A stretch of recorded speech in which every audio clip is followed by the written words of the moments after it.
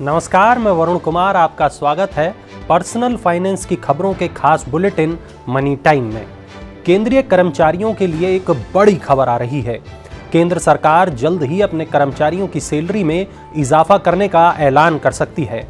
सरकार केंद्रीय कर्मचारियों के हाउस रेंट अलाउंस में इजाफा कर सकती है। कर्मचारियों को बढ़ा हुआ एचआरए जनवरी के वेतन के साथ मिल सकता है और इससे 30 लाख से ज्यादा कर्मचारियों को फायदा मिलेगा। वित्त मंत्रालय अभी इस प्रस्ताव पर विचार कर रहा है। एचआरए बढ़ने से कर्मचारियों की सैलरी में भी बढ़ोतरी होगी। अगली खबर हवाई यात्रियों के लिए है, जिसके बारे में जानना आपके लिए बहुत जरूरी है। अगर आप भी हवाई सफर करते हैं और हैंडबैग के रूप में 2-3 छोटे छोटे बैग अपने साथ ले जाते हैं तो अब सावधान हो जाइए। उड्डयन सुरक्षा नियामक BCAS ने एयरलाइन से कहा है कि यात्रियों को एयरक्राफ्ट केबिन में सिर्फ एक हैंडबैग ले जाने की इजाजत दी जाए।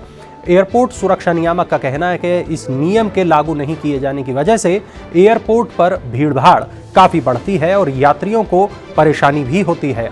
हर यात्री स्क्रीनिंग पॉइंट पर 2 या 3 हैंडबैग लेकर आते हैं। इस वजह से क्लीयरेंस देने में ज्यादा वक्त लगता है। SBI की डिजिटल बैंकिंग सेवाएं बंद रहेंगी। देश के सबसे बड़े बैंक SBI की डिजिटल बैंकिंग सेवाएं 22 जनवरी को ग्राहकों के लिए उपलब्ध नहीं होंगी। बैंक ने बताया कि डिजिटल बैंकिंग प्लेटफॉर्म के रखरखाव गतिविधियों के चलते शनिवार को SBI ग्राहक इंटरनेट बैंकिंग, योनो लाइट और UPI जैसी सेवाओं का इस्तेमाल नहीं कर पाएंगे।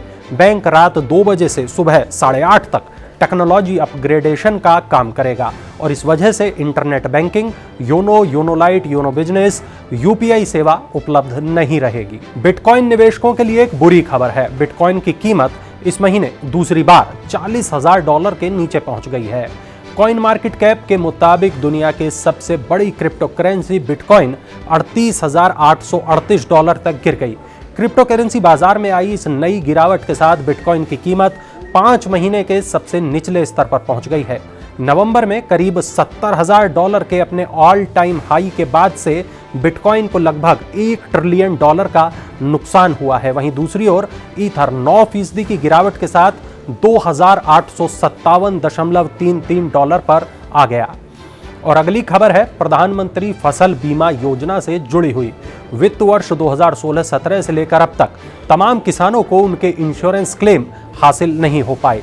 किसानों के लगभग 3,381 करोड़ रुपए के दावे लंबित पड़े हैं।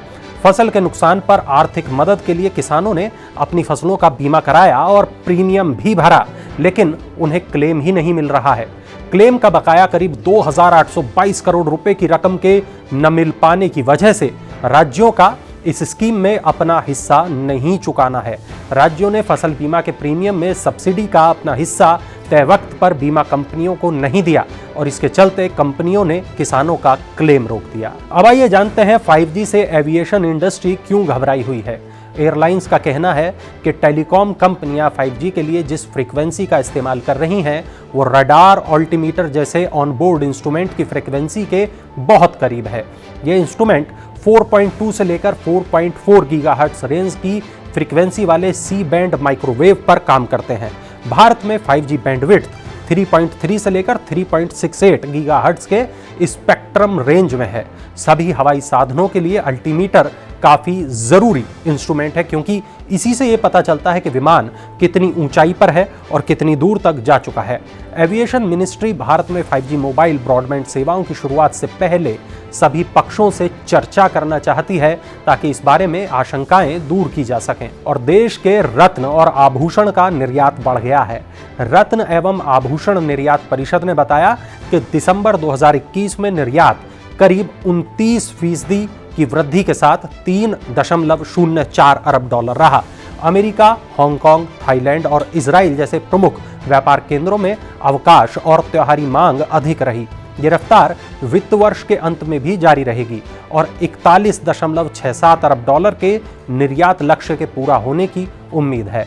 तराशे और पॉलिश वाले हीरो का निर्यात अप्रैल से दिसंबर 2021 के बीच 23% बढ़कर $18 अरब और स्वर्ण आभूषणों का निर्यात 25.41% की वृद्धि के साथ $6.91 अरब पर पहुंच गया। गौतम अडानी की योजना अब इलेक्ट्रिक व्हीकल सेगमेंट में भी घुसने की है। भारत के दूसरे सबसे अमीर व्यक्ति गौतम अडानी की नजर अब ऑटो सेक्टर पर है। एसबी अडानी फैमिली की ओर से अडानी नाम से एक ट्रेडमार्क रजिस्टर्ड कराया गया है, जिसका उपयोग वाहनों के लिए किया जाएगा। कंपनी की योजना इलेक्ट्रिक व्हीकल सेगमेंट में घुसने की है। कंपनी की योजना बैटरी निर्माण और देश भर में चार्जिंग स्टेशन भी स्थापित करने की है। और लगातार लुढ़क रहा है एसबीआई कार्ड्स का share. SBI cards and payment services के शेयरों की हालत खराब है। कंपनी के शेयर में लगातार एक हफ्ते से गिरावट आ रही है। पिछले 5 महीने के अंदर ये शेयर 27% से ज्यादा टूट चुका है। पिछले साल 1 सितंबर को ये शेयर अपने 52 हफ्ते की ऊंचाई 1165 रुपए तक पहुंच गया। शेयर बाजार में लिस्टिंग के समय से ही एसबीआई कार्ड्स के वैल्यूएशन पर सवाल उठते रहे हैं। ऐसा माना जा रहा है कि ज्यादा वैल्यूएशन की वजह से कंपनी का रिस्क रिवार्ड रेशियो प्रतिकूल हो गया है। गोल्डमैन सैक्स का यह कहना है कि कंपनी के सामने कई चुनौतियां हैं। कंपनी के क्रेडिट लॉस में बढ़ोतरी ये संकेत देती है कि इसके लिए नए ग्राहक जुटाने में चुनौतियां हैं। प्रतिस्पर्धा की वजह से ये समस्या आगे और बढ़ सकती है। भारत का ई कॉमर्स बाजार और बड़ा बनेगा। ग्लोबल डेटा के मुताबिक भारत का ई कॉमर्स बाजार 21.5% बढ़कर 2022 में 74.8 अरब डॉलर का हो जाएगा। इंटरनेट और स्मार्टफोन की बढ़ती पहुंच, डिजिटल साक्षरता में बढ़ोतरी और सरकार के डिजिटल प्रोत्साहन से पिछले कुछ सालों में उपभोक्ताओं की खरीदारी के तरीके में एक बहुत बड़ा बदलाव आया है। महामारी ने भी ऑनलाइन शॉपिंग को और ज्यादा बढ़ावा दिया है। भारत का ई कॉमर्स बाजार और बड़ा बनेगा। ग्लोबल डेटा के मुताबिक भारत का ई कॉमर्स बाजार 21.5% बढ़कर 2022 में 74.8 अरब डॉलर का हो जाएगा। इंटरनेट और स्मार्टफोन की बढ़ती पहुंच, डिजिटल साक्षरता में वृद्धि और सरकार के डिजिटल प्रोत्साहन से पिछले कुछ सालों में उपभोक्ताओं की खरीदारी के तरीके में बड़ा बदलाव आया है। महामारी ने भी ऑनलाइन शॉपिंग को और ज्यादा बढ़ावा दिया है। और अगली खबर यूलिप को लेकर है। यूनिट लिंक्ड इंश्योरेंस प्लान्स यानी यूलिप्स की बिक्री में इजाफा हुआ है और इसका कारण है शेयर बाजारों में तेजी और उच्च जोखिम ले सकने वाले युवाओं की बचत में बढ़ोतरी। इससे यूलिप्स ने व्यक्तिगत नियमित नए कारोबारों में साल दर साल के आधार पर करीब करीब 50% की ग्रोथ हासिल की है। साथ ही व्यक्तिगत एकल प्रीमियम नए कारोबारों में 85% की वृद्धि हुई है। इसके अलावा नॉन पार्टिसिपेटिंग पॉलिसीज का कारोबार भी लगातार बढ़ रहा है। चलिए अब नजर डालते हैं स्टार्टअप हलचल पर, देखते हैं क्या कुछ चल रहा है स्टार्टअप की दुनिया में। वैश्विक पटल पर भारत के स्टार्टअप हब के रूप में उभरने के बीच 77% कंपनियों का यह मानना है कि देश में रोजगार के अवसर को बढ़ावा देने में स्टार्टअप्स की अहम भूमिका है। अधिकांश लोग इस बात से सहमत हैं कि स्टार्टअप ने अधिक रोजगार के अवसर पैदा करने में मदद की है। इन्होंने कई नई प्रतिभाओं को रोजगार दिया है और उन्हें व्यवस्थित रूप से विकसित होने के लिए जगह दी है।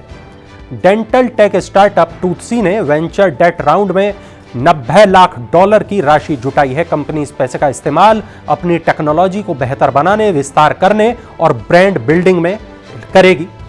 फाइनेंशियल इंफ्रास्ट्रक्चर प्रोवाइडर M2P की फिनटेक ने global PE firm insight partners के नेतृत्व में आयोजित फंडिंग राउंड में $5.6 करोड़ हासिल किए हैं। M2P फिनटेक को ओवरऑल वैल्यूएशन करीब $60.5 करोड़ हो चुका है।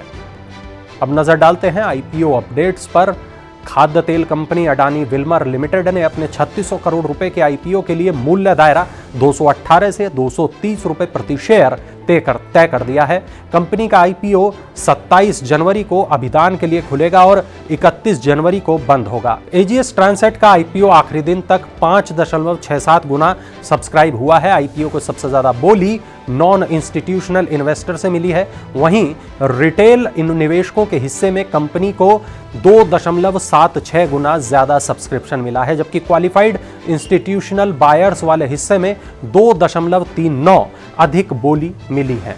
तो ये थी आज की बड़ी खबरें। ऐसी ही तमाम बड़ी खबरों के लिए आप सब्सक्राइब करें मनी9 के YouTube चैनल को। हाल ही में हमारा एक नया कार्यक्रम शुरू हुआ है जिसका नाम है मनी सेंट्रल। वो कार्यक्रम आपको कैसा लगा, अगर आपने देखा है तो हमारे कमेंट बॉक्स में जरूर बताएं। और चलते चलते देख लीजिए ये खास इन्फोग्राफिक।